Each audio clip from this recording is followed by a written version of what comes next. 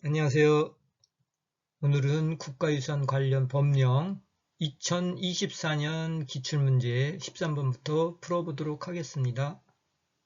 저는 문화유산 수리기술자 윤준원입니다. 13번입니다. 국가유산 수리 등에 관한 법령상 국가유산 수리 기능자의 자격 취소 사유가 아닌 것은 이런 자격 취소 사유가 아닌 것. 1번 국가유산 수리 기능자 자격증을 다른 사람에게 대여한 경우 취소 사유가 되겠습니다. 1번 맞고요. 대여. 2번 국가유산 수리의 업무와 관련하여 부정한 청탁을 받고 재물을 취득한 경우 업무와 관련해서 부정청탁 여기도 자격 취소 사유가 되고요. 3번 피한정 후견인으로 된 경우 이 피한정 후견인은 사무처리 능력이 없는 사람으로서 이 기능자 자격을 취득할 수 없겠죠. 그래서 답은 3번이 되겠고요. 그래서 이제 피한정 후견인은 이제 문제가 약간 이상하긴 한데 아무튼 이 대상자 자체가 안 되는 거죠. 기능자 자격에 취득할 수 없는 상황이기 때문에 사유가 아닌 거 3번이 이제 맞겠습니다. 그 다음에 3번이 답이 되겠고 4번 국가유산 수리 중에 지정 문화를 파손하거나 훼손한 경우 수리를 하면서 지정문화유산을 파손하거나 훼손한 경우도 자격 취소 사유가 되겠습니다. 그래서 국가유산 수리법의 제15조에 보면 국가유산 수리업자 등의 결격 사유라는 게 있는데 그러면 이 하나에 해당하는 자는 국가유산 수리업자가 될 수 없다. 그래서 다만 제6호 7호는 국가유산 실측 설계업자만 해당되고요.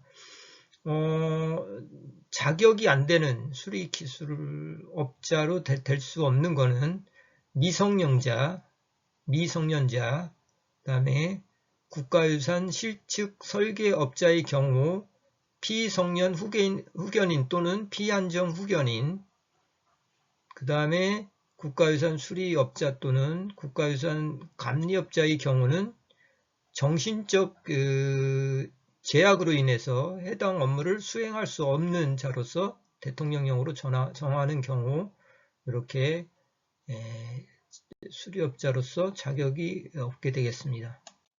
더 나가서 보면 건축사법에 의해서 이거는 국가유산 실측 설계업자가 있는데 그거에만 해당되는 건데 또는 이 법을 위반하여 금고 이상의 실형을 받고 집행이 끝나거나 그 집행이 끝난 것으로 보는 경우를 이제 포함하는데 집행이 면제된 날부터 2년이 지나지 아니한 자, 2년이 지나지 아니한 자 이렇게 금고 이상 실형으로 집행이 면제된 날부터 2년이 지나지 아니한 자, 그 다음에 규정한 법률을 위반하여 금고 이상의 형의 집행유예를 선고받고 그 유예기간 중에 있는 자, 그 다음에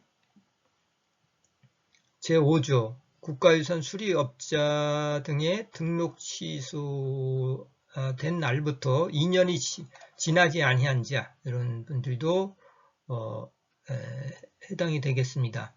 그 다음에 건축사법에 의해서 건축사 업무 신고 등의 효력 상실 처분을 받고 2년이 지나지 않은 자, 아까 4호, 5호 이런 것들은 실측 설계업자들에 대한 거를 얘기하는 거죠. 그 다음에 건축사법에 따라서 업무 정지 처분을 받고 그 정지 기간 중에 있는 자라든지, 그 다음에 법인의 임원 중에서 제2호의 2호 및 3호부터 7호까지 규정에 해당자가 있는 법인 이런 것들은 이제 자격이 되지 않습니다. 제47조에 들어가 보면 국가유산 수리기술자의 자격 취소가 있는데 국가유산청장은 국가유산 수리기술자가 다음 각 항목에 해당되는 경우 그 자격을 취소하거나 문학체육관광부령으로 정하는 바에 따라 3년 이내의 기간을 정하여 그 자격의 정지를 명할 수 있습니다. 그 다음에 1호, 2호, 6호는 어느 하나에 해당되는 때에는 그 자격을 취소해야 됩니다. 그래서 1호 한번 보도록 하겠습니다. 국가유산 수리기술자의 자격 취소 1. 거짓이나 그 밖의 부정한 방법으로 자격을 취득한 경우 2. 자격정지 처분을 받고도 계속하여 그 업무를 한 경우 그 다음에 6호 한번 6호는 나중에 보고요. 그 다음에 이제 이렇게 됐을 땐 바로 자격을 취소하는 상태가 되겠고요. 그 다음에 세 번째로 국가유산 수리 중에 지정문화유산 및 천연기념물을 이제 파손하거나 훼손한 경우, 그래서 이런 경우, 그 다음에 성실 의무가 있는데 성실 의무에 따라 지켜야 할 사항을 위반하여 국가유산 수리 등을 한 경우, 그 다음에 부정한 청탁을 받고 재물 또는 재산상의 이익을 취득하거나 부정한 청탁을 하면서 재물 또는 재산상의 이익을 제공한 경우, 그 다음에 제8조 2항을 위반해서 국가유산 수리기술자의 자격을 취득한 기술 분야 외에 다른 국가유산 수리 등의 업무를 한 경우, 다른 업무까지 한 경우, 이럴 경우도 자격 취소가 되겠습니다. 그래서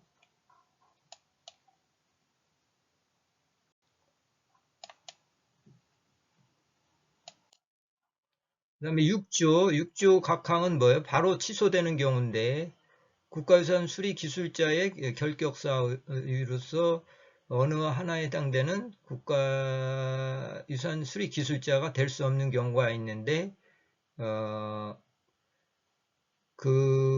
보시면 7항 제10조 3항을 위반하여 다른 사람들에게 자기 성명을 사용하여 국가유산 수리 등의 업무를 하게 된 경우, 그 다음에 7조 2항에 보면 국가유산 수리기술자의 자격증을 대여한 경우, 그 다음에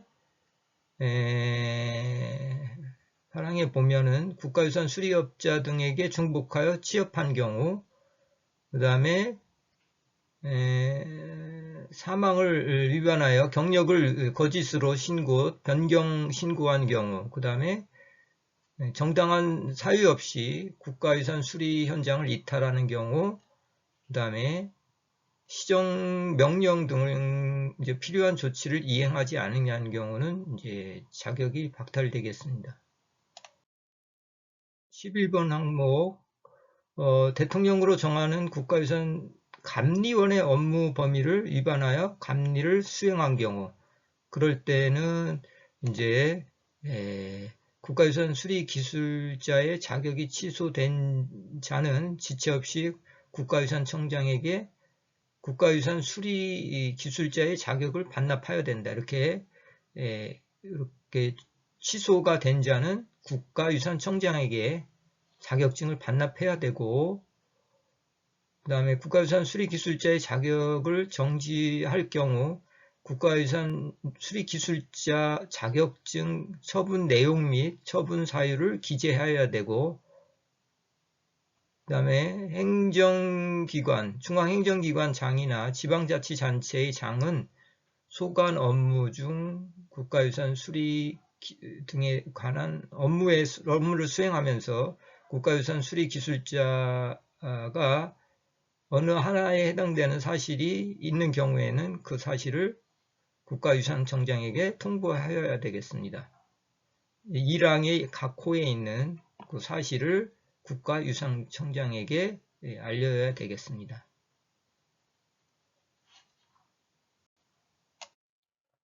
그리고 국가유산청장은 국가유산 수리기술자의 자격을 취소한 경우에는 그 국가유산 수리 기술자에 관한 다음 각호의 사항을 공고하고 그 사실을 시도지사에게 통보하여야 되겠습니다. 성명이라든지 그 다음에 성명, 그 다음에 자격 종목 및 자격 번호, 처분의 내용 및 사유하고 근거, 처용 내용, 사유 및 근거, 그리고 국가유산 수리 기술자 기능자의 자격 취소 등에 관해서는 제47조를 준용해야 되고요. 여기서 이제 아까 얘기한 피성년 후견이라는 용어가 나왔는데 사무 능력 처리가 전혀 없는 사람, 즉 해당 능력이 완전히 결여된 사람, 예를 들어서 중증 치매라든가 이런 사람들을 피성년 후견인이라고 하면서 한정 후견인은 또 사무처리 능력은 존재하지만 조금 부족한 경우 일상생활 정도는 가능하지만 사무처리에 어려움을 겪고 있는 사람을 이제 말하겠습니다. 그래서 피성년 후견인, 뭐 피한정 후견인 이런 거 알아두시면 되겠습니다. 14번입니다. 국가유산 수리 등에 관한 법령상 국가유산 수리업자의 손해배상 책임에 관한 설명이다. 다음 가로 안에 들어갈 내용으로 옳은 것. 그래서 손해배상의 책임에 대해서 이제 물어보고 있는데요. 국가유산 수리업자가 국가유산 수리를 부실하게 하여 타인에게 손해배상 책임을 지는 경우 그 손해가 발주자의 고의 또는 중대한 과실로 인하여 발생한 경우에는 발주자에 대하여 구상권을 행사할 수 있다. 구상권을 행사할 수 있는 경우는 뭐예요? 고의 또는 발주자의 고의 또는 중대한 과실일 때는 이렇게 구상권을 청구할 수 있겠습니다. 그래서 3번 아니면 4번이고 수급인은 하수급인의 고의 또는 뭐가 되겠습니다. 과실로 하도급 받은 국가유산 수리의 권리를 부실하게 하여 타인에게 손해를 가한 경우 하수급인과 연대하여 그 손해를 배상할 책임이 있다. 그러니까 수급인이 또 하도급을 줬는데 그 이제 하수급인이 부실하게 관리했을 때는 수급인하고 연대해서 손해배상 청구를 할 수 있습니다. 그래서 고의 또는 과실 이렇게 되겠습니다. 그래서 답은 3번이 되겠고요.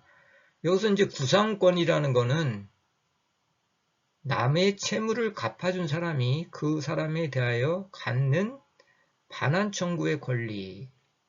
넓게 보면은 구상권은 일방이 어떠한 이유로 인해서 실제적 궁극적으로 부담하여야 할 것을 이제 타방이 대신해서 변제하는 경우 그 타방에 의해서 상환을 청구할 수 있는 권리 이렇게 되겠습니다.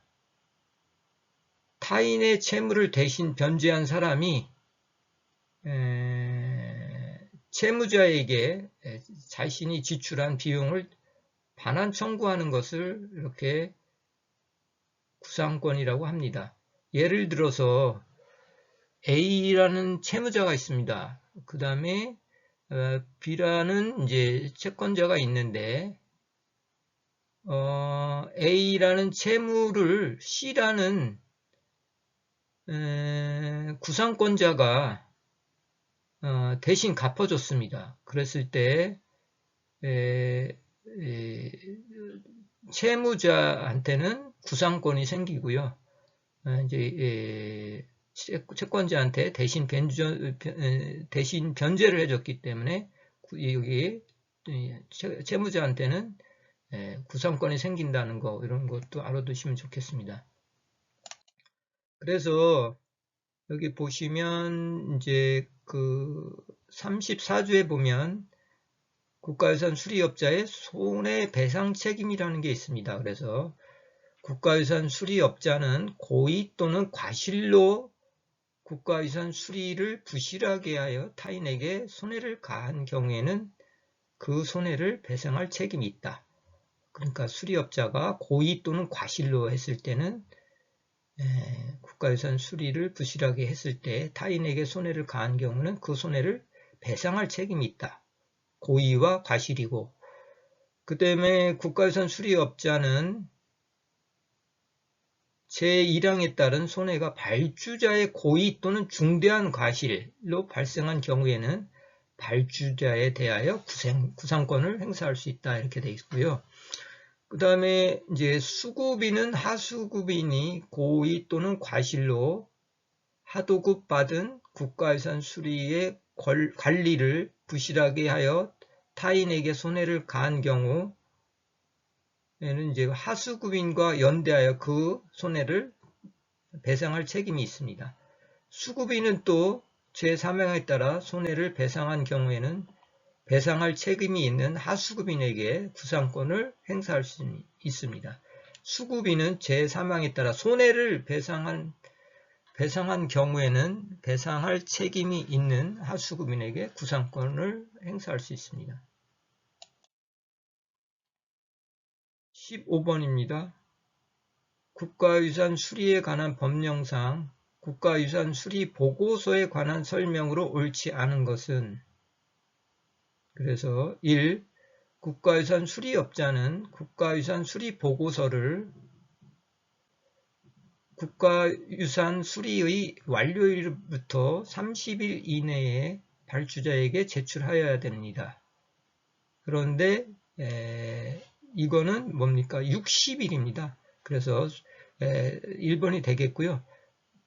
국가유산 수리업자는 국가유산 수리 보고서를 국가유산 수리의 완료일부터 60일 이내에 발주자에게 제출하여야 되는 거에 됩니다. 그래서 1번이 틀렸고요. 60일을 고쳐야 되고, 2번 국가유산 수리 보고서를 작성하는 국가유산 수리 기술자는 필요시 문화유산 실측 설계업자의 협조를 요청할 수 있고, 요청을 받은 국가유산 실측 설계업자는 성실하게 따라야 한다.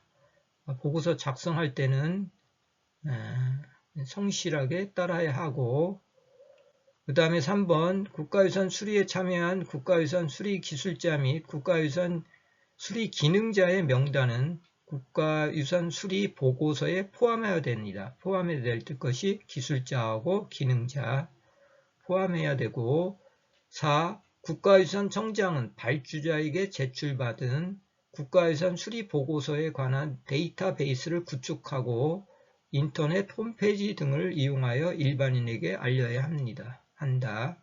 이렇게 되어 있습니다. 그래서 답은 1번이 되겠고요. 국가유산 수리업자는 도급받은 국가유산 수리에 대해서 착수부터 완료일까지 전반에 걸쳐서 수리한 사항을 수리해서 국가유산 수리 이제 보고서를 이제 작성하는데, 국가유산 수리의 완료일부터 60일 이내에 발주자에게 제출하여야 합니다.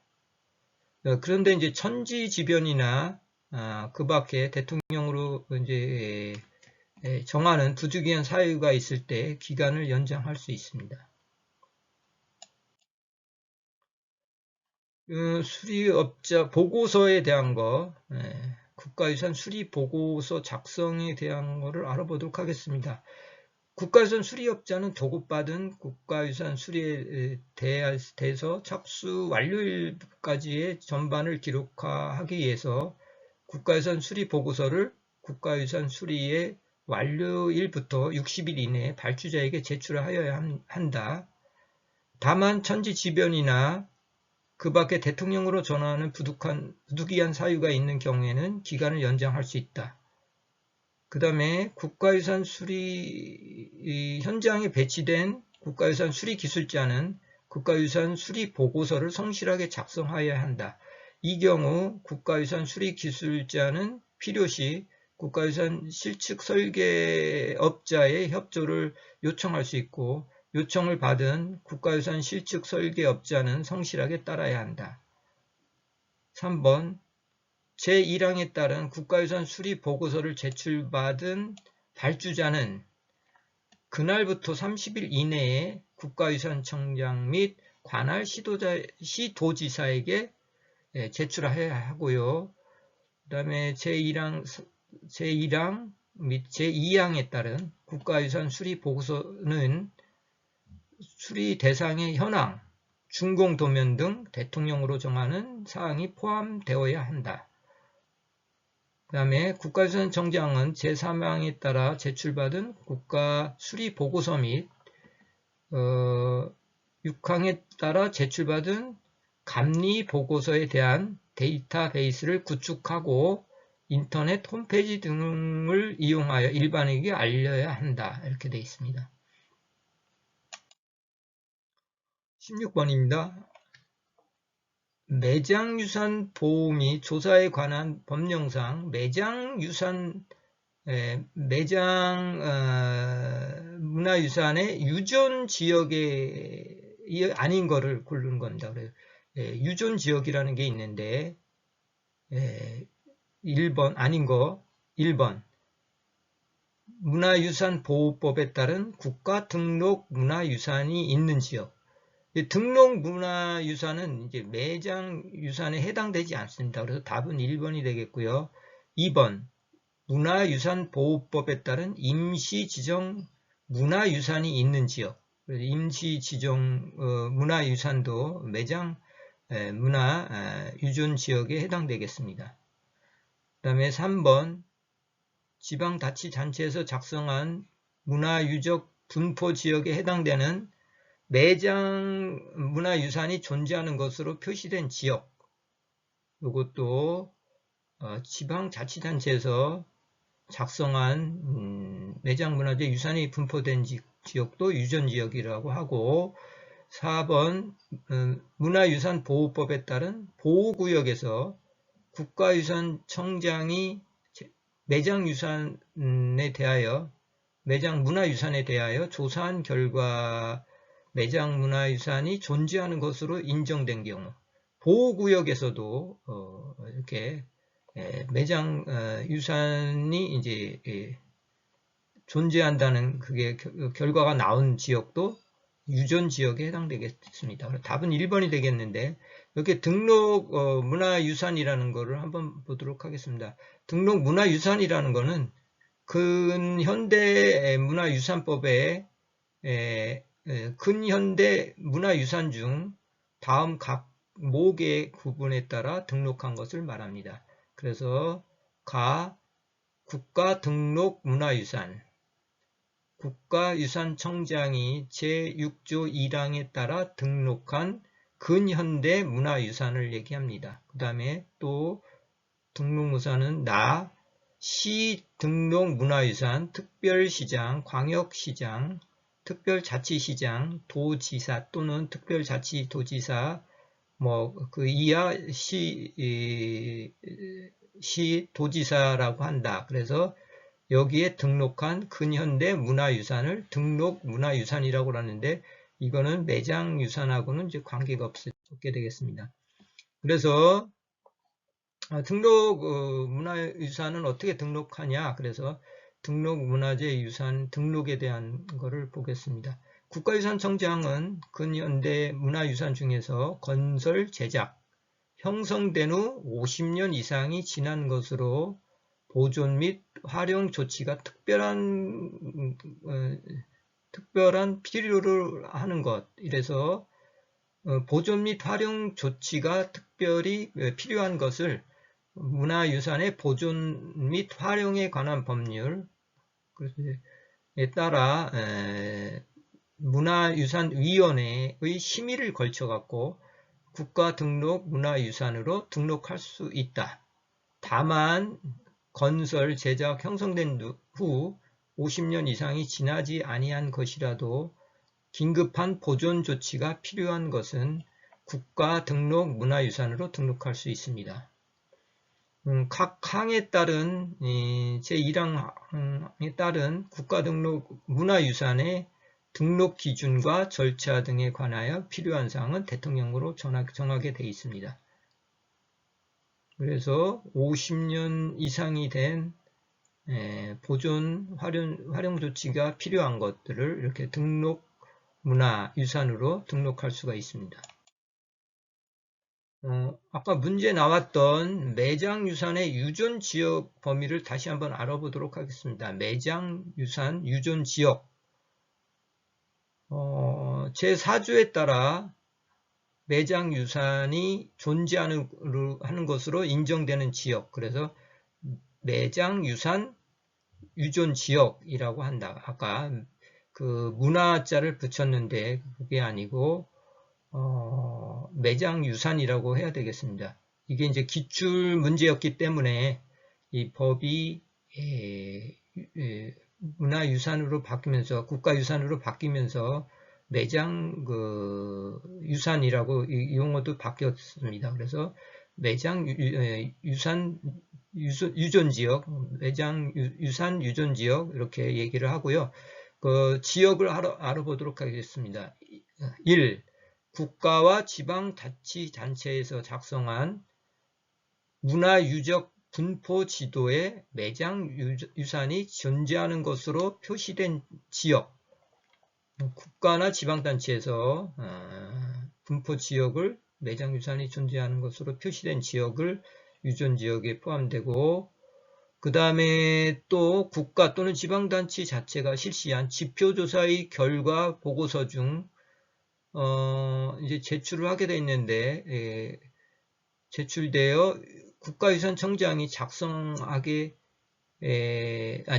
작성한 것으로 인정된 지표조사 결과 보고서에 매장유산이 존재하는 것으로 표시된 지역. 그래서 이것도 유존지역이 되겠습니다. 국가 또는 지방단체가 실시한 지표조사 결과 보고서에 이렇게 표시된 것도 유존지역이라고 할 수 있고, 2. 국가유산청장이 적절하게 작성한 것으로 인정한 지표조사 보고서에 매장유산이 존재하는 것으로 표시된 지역. 그 다음에 3. 매장유산에 대한 발굴 이후에 그 법에 따라 매장유산이 보존 조치된 지역, 이런 것도 유존지역이 되겠습니다. 발굴한 이후에도 보존 조치된 지역도 유존지역에 해당되고요. 그 다음에 지표조사 결과 후 매장유산이 이제 존재한다는 것으로 표시된 지역, 이것도 유존지역이 되겠습니다. 그 다음에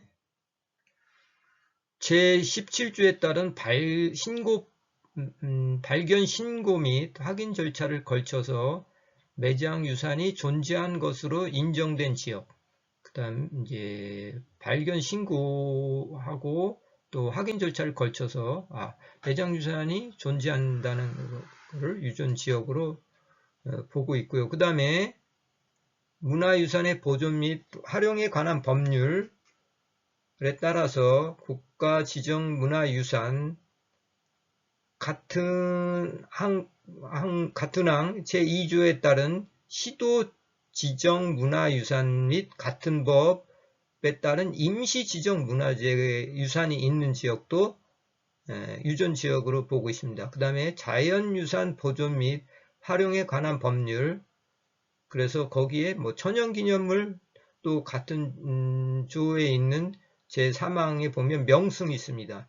이런 같은 조에 따른 시도 자연유산 및 같은 법 16조에 따라 임시 지정된 천연기념물 또는 명승이 있는 지역도 유존지역이 되겠습니다.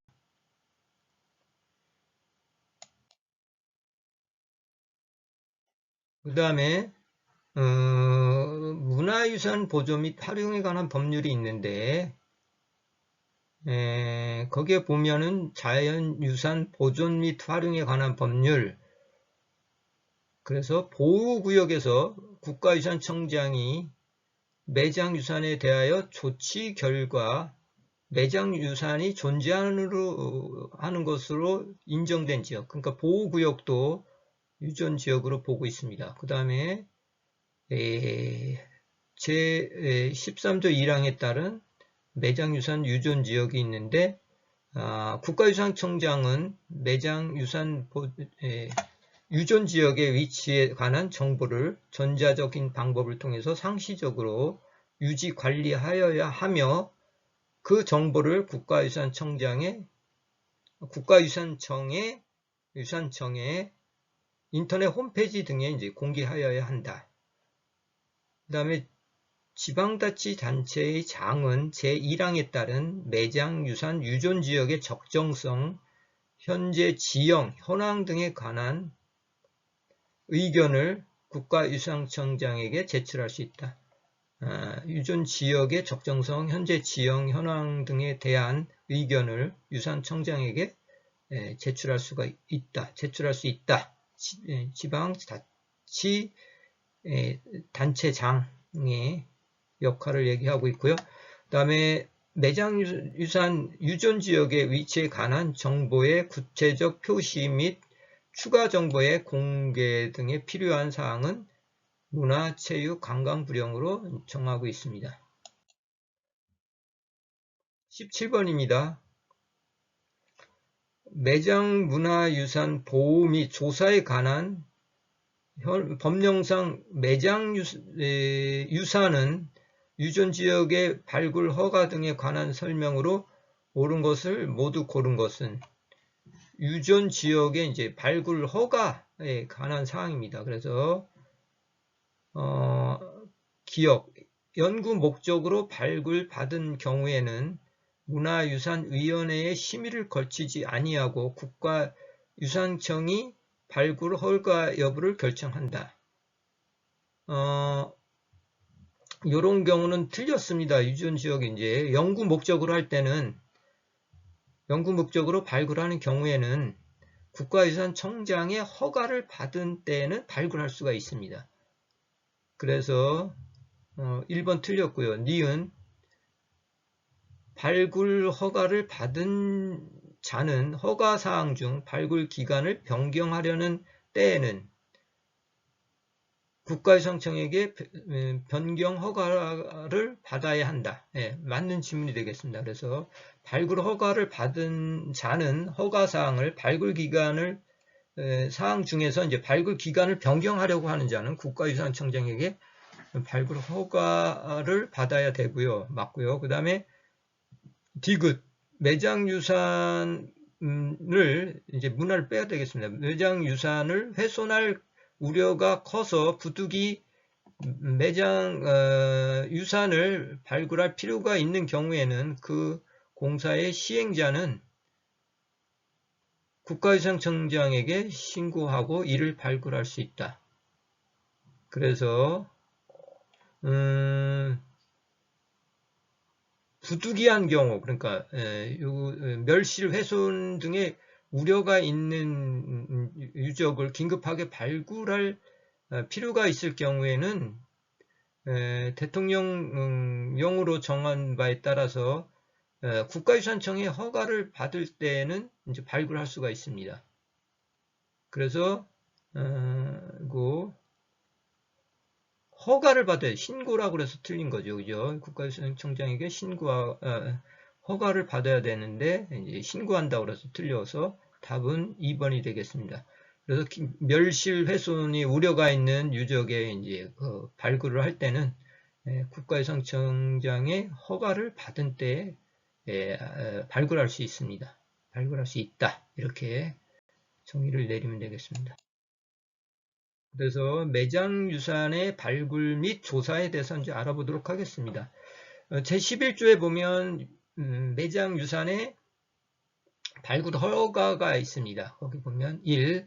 매장유산 유존지역을 발굴할 수 없다. 유존지역은 발굴할 수 없다. 다만 다음 각 호의 어느 하나에 해당되는 경우로서 그러니까 대통령으로 정하는 바에 따라 국가유산청장이 허가를 받을 때는 이제 발굴할 수가 있는데 요때 해당되는 걸 보면 1번 연구 목적으로 발굴하는 경우 연구 목적 2번 유적의 정비 사업을 목적으로 발굴하는 경우 정비할 때 그다음에 3번 토목공사 토질의 형질 변경 또는 그 밖의 건설 공사를 위하여 대통령령으로 정하는 바에 따라 부득이 발굴할 필요가 있는 경우, 토목공사, 형질 변경 이를 거 건설 공사에서 부득이 이제 발굴이 필요한 경우, 그 다음에 네 번째로 멸실, 훼손 등의 우려가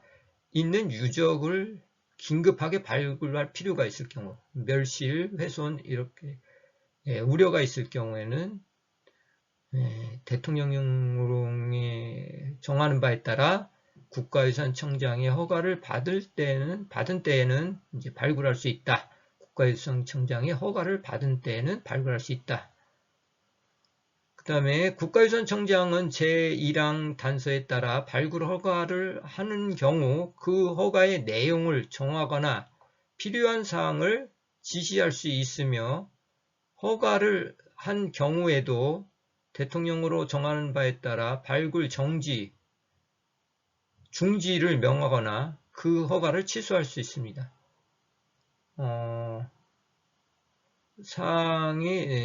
필요한 사항을 지시할 수 있으며 허가를 한 경우에도 발굴 정지라든가 중지를 할 수 있다. 이렇게 허가를 취소할 수 있다. 이렇게 되어 있습니다.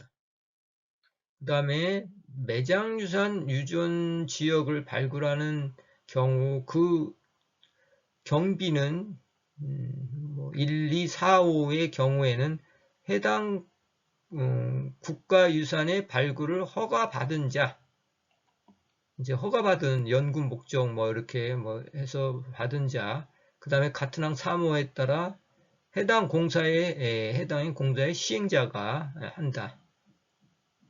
토지 형질 변경 토지 이제 그 토목공사 이런 거 할 때도 이거 시행자가 부담을 해야 됩니다. 연구 목적일 때도 시행자가 이제 허가받은 자, 연구 목적일 때는 허가받은 자가, 그 다음에 공사를 할 때는 해당 공사의 시행자가 부담한다.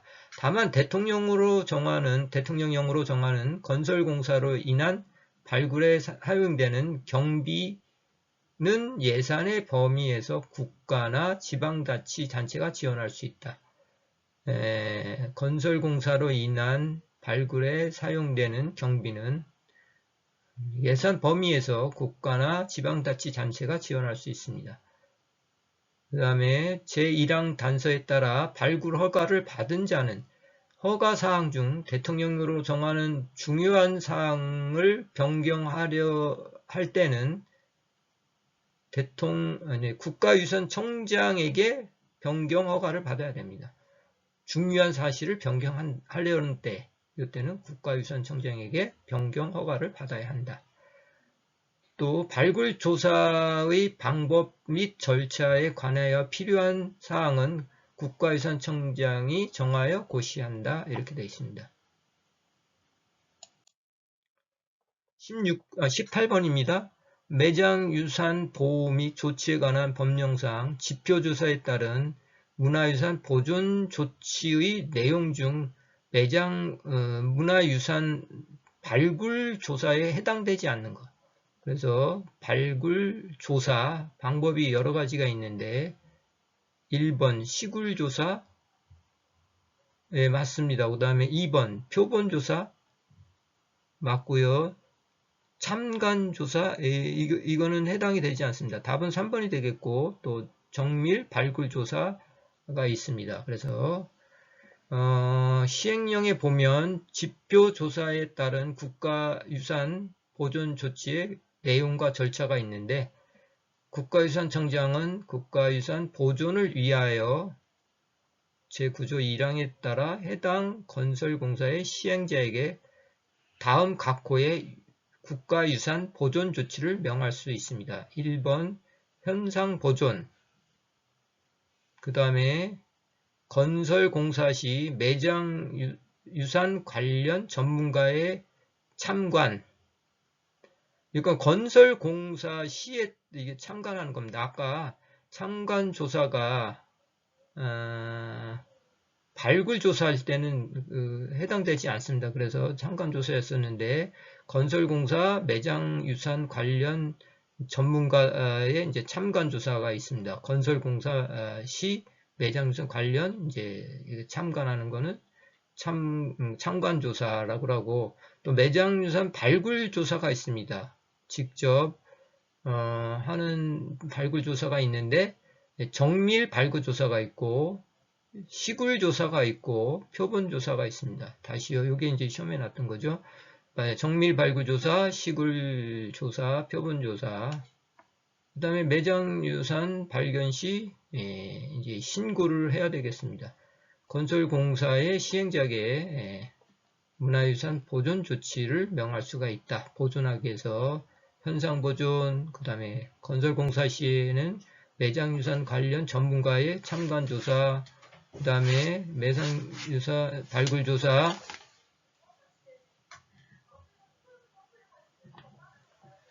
그리고 매장유산 발견 시 신고, 이렇게 되겠습니다. 그래서 매장유산 발굴조사 시 정밀 발굴조사, 시굴조사, 표본조사 이렇게 하면 되겠습니다. 그래서 답은 3번이 되겠고요. 참관조사는 건설공사 시 하는 거로 되어 있습니다. 그래서 국가유산청장은 다음 각 호의 어느 하나에 해당하는 건설공사의 경우에는 문화유산의 보존 및 활용에 관한 법률 제8조에 따른 문화유산위원회, 그래서 이하 문화유산위원회라고 하는데, 여기 위원회라고 하는데 국가유산 보존 및 활용에 관한 법률, 그 다음에 제7조 2에 따른 자연유산위원회라고 하는데, 심의를 거쳐서 제1항에 따른 국가유산 보존 조치를 명할 수가 있다. 이 경우 국가유산청장에게 제5조 1항에 따라 지표조사 보고서를 제출한 건설공사의 시행자가 국가유산청장에게 제1항에 따른 국가유산 보존 조치 명령에 대하여 문화유산위원회나 자연유산위원회의 심의를 요청할 때는 문화유산위원회나 자연유산위원회의 심의를 거쳐야 해야 한다. 이렇게 되어 있습니다. 자연유산위원회라든가 문화유산위원회의 심의를 거쳐야 되고요. 그 다음에 문화유산 보존 및 활용에 관한 법률에 보면 제2조 3항 제1호에 따른 국가지정 문화유산, 같은 항 제2호에 따른 시도 지정 문화유산과 같은 이런 보호구역에서 실시하는 건설공사, 이런 것도 심의를 거쳐야 되겠습니다. 그 다음에 자연유산 보존 활용에 관한 법률에 보시면 제2조 2호에 따른 천연기념물, 같은 조 제3호에 따른 명승, 같은 조 제4호에 따른 시도 자연유산 및 같은 조 7호에 따른 보호구역에서 시행되는 건설공사도 이렇게 심의를 거쳐야 되겠습니다. 그래서 이걸 할 때는 심의를 요청할 때는 유산위원회라든가 문화유산위원회에서 심의를 걸치게 해야 한다. 이렇게 되어 있습니다. 그 다음에 이제 세 번째로 고도 보존 및 육성에 관한 법률 특별법이 있습니다. 거기 특별법이 있는데, 여기서도 이제 따라 이제 역사 문화 환경 보존 육성 지구 및 역사 문화 환경 특별 보존 지역에서 시행되는 건설 공사에 대해서 알아보겠습니다. 이런 공사도 되고, 그 다음에 세 번째로 국가유산청장은 제1항에 따른 국가유산 보존 조치를 명하는 경우 문화유산위원회라든가 자연유산위원회 심의를 거친 경우는 제외하는데, 경우에 있을 때 이제 매장유산 관련 전문가 3명 이상의 의견을 이제 들을 수 있다. 이렇게 돼 있고, 들을 수 있습니다. 매장유산 전문가, 지금 고도 보존 매장 유존 지역에 이제 시행되는 건설 공사라든가 이런 거, 그런 거에 대한 걸 얘기하는 겁니다. 그 다음에 세 번째로 국가유산청장은 제5조 1항에 따라 지표 조사 보고서를 제출받은 날부터 10일 이내에 이제 해달 건설공사의 시행자에게 이제 그 국가유산 보존 조치를 명하고 해당 건설공사의 허가 기관의 장에게 통보해야 되겠습니다. 그래서 이렇게 허가를 보고서를 제출받은 날부터 지표조사 보고서를 제출받은 날부터 국가유산청장은 10일 이내에 시행자에게 국가유산 보존 조치를 명하고 해당 건설공사의 허가 기관의 장에게 통보해야 되고, 또 제2항에 따라 국가유산위원회 또는 자연유산위원회의 심의를 거치는 경우 문화유산위원회 또는 자연유산위원회의 심의를 마친 날로부터 7일 이내에 이제 보고를 해야 되겠습니다. 그 다음에 이제 그 제3항에 따라 매장유산 관련 전문가들의 의견을 듣는 경우 전문가로 들은 날부터 7일 이렇게 돼 있습니다. 그 밖에 구체적인 거는 문화체육 관광구령으로 정한다 이렇게 돼 있고요. 19번 해보도록 하겠습니다. 19번 매장유산 보호 및 조사에 관한 법령상 매장유산의 발견 신고 및 그 처리에 관한 설명으로 옳은 것을 고르는 겁니다. 그래서 매장유산 이제 매장유산이 발견됐어요. 그래서 신고하고 절차에 대한 거를 물어보는 겁니다. 1번 매장유산을 발견할 때에는 그 발견자는 며칠입니까? 30일 이내에 그 발견된 사실을 국가유산청장에게 신고하여야 한다. 그래서 1번 틀렸고요. 2번 국가유산청장은 발견 신고가 있으면 해당 문화유산의 소유자가 밝혀지지 아니한 경우에는 그 발견자가 관할 경찰서장 또는 자치경찰단을 설치한 제주특별자치도지사에게 해당 문화유산을 제출하게 하여야 한다. 이거는 발견 신고가 있으면은 이제 소유자가 밝혀지지 않을 때는 이제 공고를 내게 되어 있습니다. 그래서 이것도 틀렸고요. 3번 국가유산청장에게 발견 신고된 문화유산의 소유자가 밝혀진 경우에도 국가에서 직접 보존할 필요가 있는 문화유산은 국가에 귀속한다. 아니죠. 발견 신고된 문화유산의 소유자가 밝혀진 경우에는 국가의 소유자한테 돌려줘야 되죠. 그래서 3번도 틀렸고요. 4번 유심물법이 있습니다. 유심물법에 따라서 경찰서장에게 매장물 또는 유심물로서 제출된 물건이 문화유산으로 인정되는 경우에는 경찰서장은 유심물법에 따라 이를 공고해야 됩니다. 그래서 답은 4번이 맞는 게 4번이 되겠습니다. 유심물법에 따라서 경찰서장에게 이제 제출된 게 이제 매장물하고 유심물이 이런 게 제출되어 있으면 요거는 문화재로 이제 인정되는 경우에는 이제 경찰서장은 유실물법에 따라 이제 공고를 해야 되고, 그 발견 신고에 대한 이제 한번 구체적인 걸 보겠습니다. 발견 신고 1. 제17조에 따른 발견 신고는 매장유산을 발견한 날로부터 30일 이내에 그 발견된 사실을 국가유산청장에게 하는 게 아니고 전화 등 이제 을 통해서 신고를 하게 되겠습니다.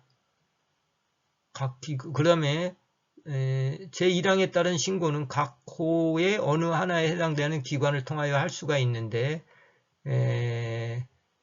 각 기관에 이제 신고가 접수된 날에 제17조에 따라 국가유산청장에게 보고된 것으로 이제 본다 이거죠. 그래서 신고할 때는 매장유산이 발견된 장소를 관할하는 경찰서장 또는 자치경찰단을 설치한 제주특별자치도지사, 두 번째로 매장유산이 발견된 장소를 관할하는 특별자치시장, 시장, 군수, 구청장, 구청장은 자치구의 구청장을 말하고, 그 다음에 제2항에 따라 발견 신고를 받은 기관은 문화체육관광부령으로 이제 정하는 구비 서류를 첨부하여 지체 없이 국가유산청장에게 그 발견된 사실을 통보해야 됩니다.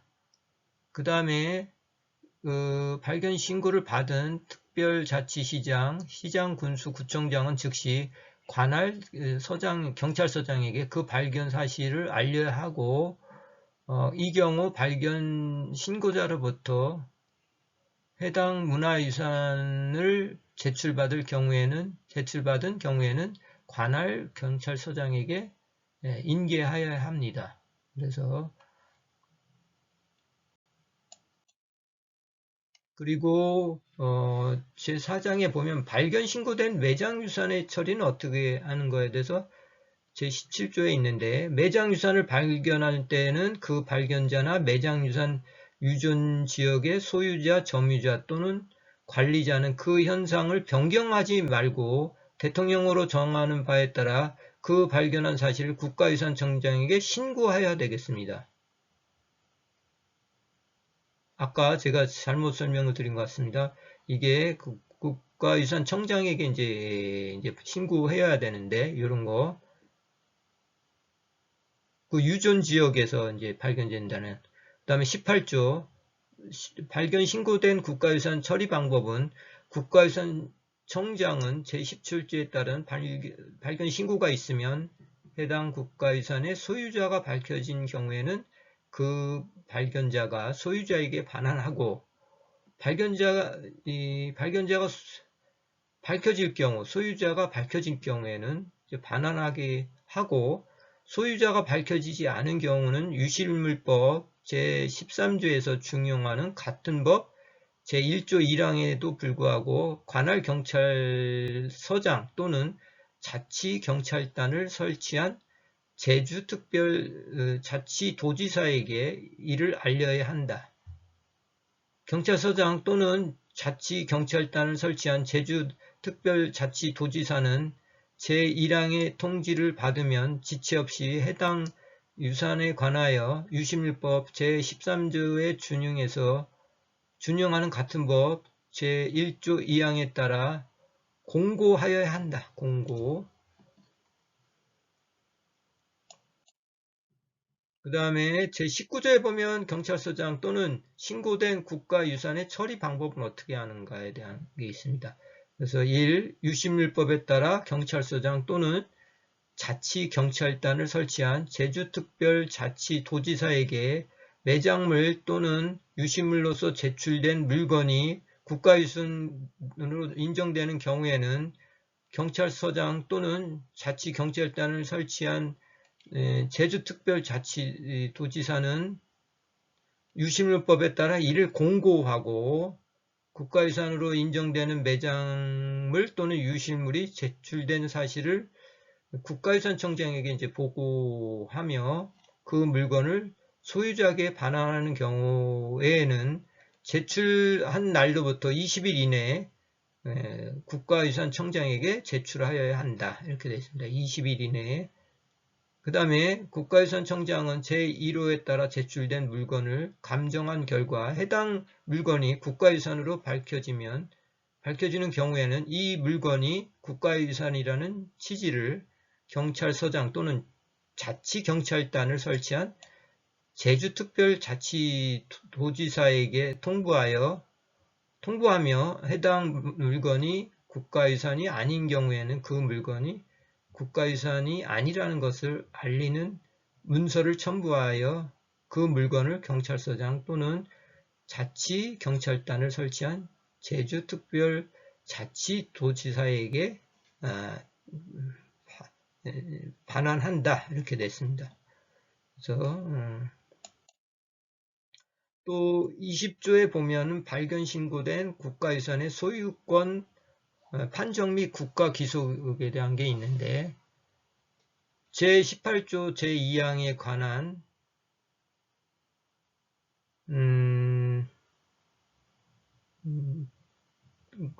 그리고 또 19조 1항에 따라 경찰서장 또는 자치경찰단을 설치한 제주특별자치도지사가 공고한 후 90일 이내에 해당 국가유산의 소유자임을 주장하는 자가 있는 경우는 국가유산청장은 대통령으로 정하는 소유권 판정 절차를 걸쳐서 정당한 소유자에게 반환하고 정당한 소유자가 없는 경우에는 국가에서 직접 보존할 필요가 있는